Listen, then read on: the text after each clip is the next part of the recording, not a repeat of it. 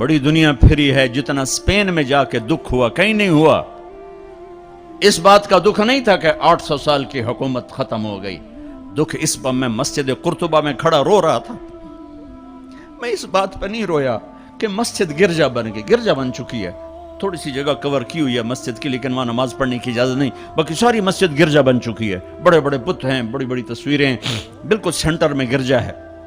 نہیں، اس میں نہیں رویا، رویا اس بات پر محراب کے سامنے کھڑا تھا اور مجھے وہاں قرطبی نظر آ رہے تھے نماز پڑھاتے ہوئے، ابن عربی کے فلسفے نظر آ رہے تھے، اللہ کی معرفت کی گتھیاں سلجھا رہے تھے،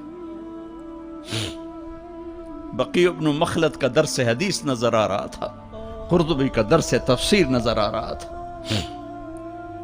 یحییٰ بن یحییٰ اندلسی کی درس حدیث کی مجلس نظر آ رہی تھی، لیکن وہ میرے خوابوں میں تھا، باہر تو بت پڑے ہوئے تھے۔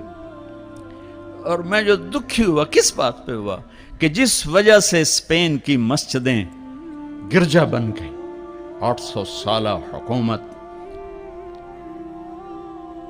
زیر و زبر ہو گئی، وہ ساری وجہ میرے دیس پاکستان میں موجود ہیں، اور کوئی نہیں سمجھ رہا، کوئی نہیں سمجھ رہا۔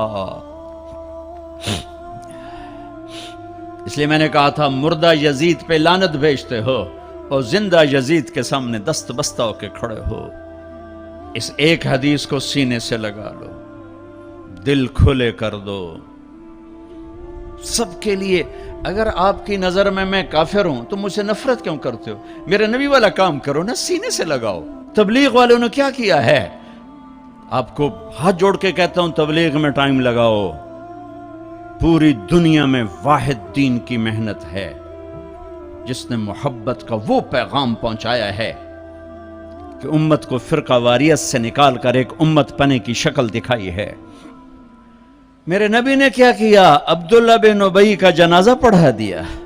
میرے نبی نے کیا کیا؟